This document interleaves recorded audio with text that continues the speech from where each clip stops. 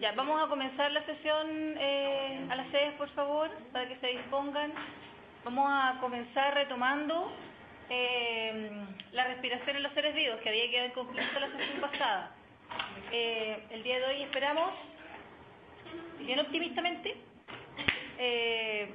terminar la función de respiración general, recordar algunos aspectos básicos de la respiración humana, e introducirnos en la alimentación, pero específicamente sobre los alimentos y sus funciones específicas en el organismo. Entonces, retomando lo que sucedía con las características y conceptos generales de la respiración, habíamos dicho que la respiración no solamente se podía definir como un intercambio de gases, sino que se incorporaba se incorpora y se acopla a los procesos de obtención de energía, ya que a partir del aire que es ingresado, nosotros somos capaces de seleccionar el oxígeno y el oxígeno viajar a través del sistema circulatorio para ingresar hasta la célula, en la célula entrar y al metabolismo celular, entra a la mitocondria y específicamente en la mitocondria, a través del proceso de fosforilación oxidativa, nosotros podemos obtener una molécula transportadora de energía que llamamos ATP. Entonces, si seguimos la cadena, la respiración a nosotros nos ayuda, entre otras cosas, a poder obtener oxígeno que nos colabora con el metabolismo de la energía, obteniendo entonces esta molécula de ATP. Así es como se acoplan entonces estos dos sistemas. Entonces, habíamos dicho que habían distintos tipos de sistemas respiratorios. Yendo en la escala evolutiva, habíamos visto que habían algunos que tenían branquias internas, branquias externas, algunos tienen tráqueas, algunos pulmones, y dependiendo de eso entonces van a realizar distintos tipos de respiración, aunque todas tienen la función general en común, que es, ¿cierto?, ingresar el oxígeno para poder realizar las funciones que ya dijimos anteriormente. Acá entonces no alcanzamos a especificar, lo vamos a ver ahora. Es conocido de todos, ¿cierto? Sobre todo en un país con tanto mar como nosotros, que tenemos productos de la pesca, que algunas especies, algunos tipos de organismos como los peces, tienen estas estructuras que se llaman branquias y que son adaptaciones de estructuras anteriores, en las cuales es capaz, en estas estructuras se es capaz de, entra el agua y se separa de la molécula de H2O, se separa entonces el O, el oxígeno, y este entonces incorporado al sistema del organismo.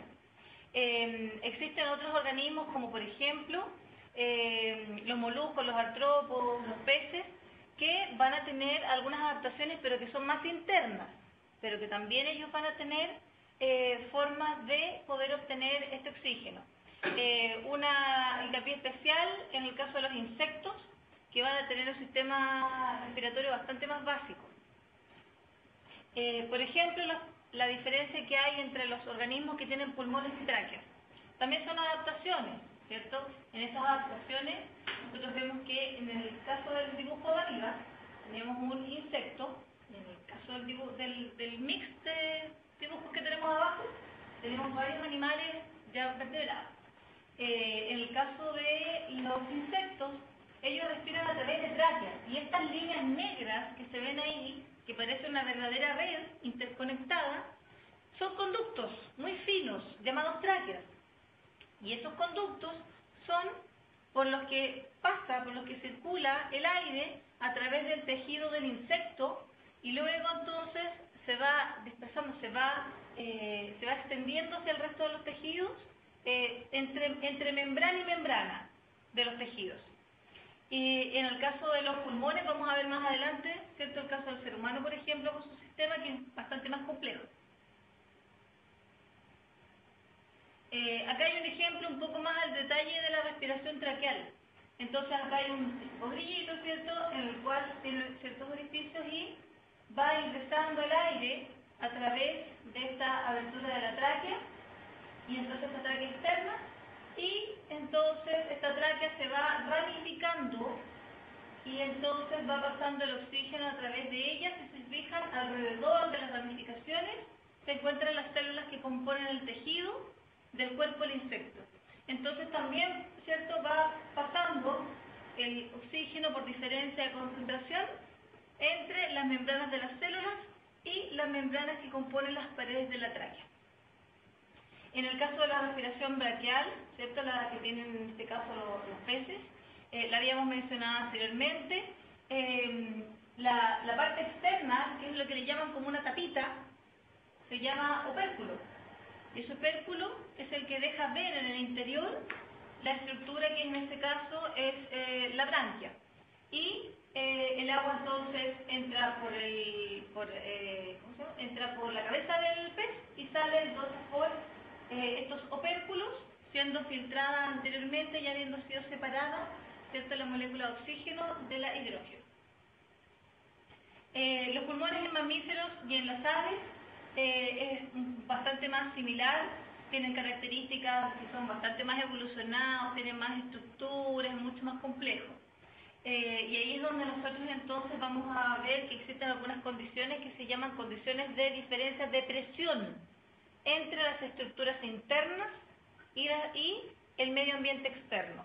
Esas diferencias de presión de aire, o sea, la presión que ejercen las moléculas sobre el medio, van a ser las que van a permitir los procesos respiratorios que nosotros llamamos, en este caso, la mecánica respiratoria, que vendría siendo la inspiración, cuando ingresamos aire, y la expiración, que es cuando botamos el aire.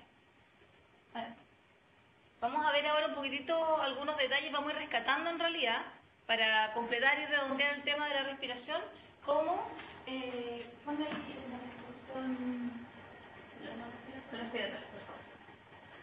vamos a ver entonces cómo, a través del sistema respiratorio en humanos, nosotros vamos a ver que está mucho más complejo y que el sistema respiratorio se divide organizacionalmente en dos grupos de estructuras.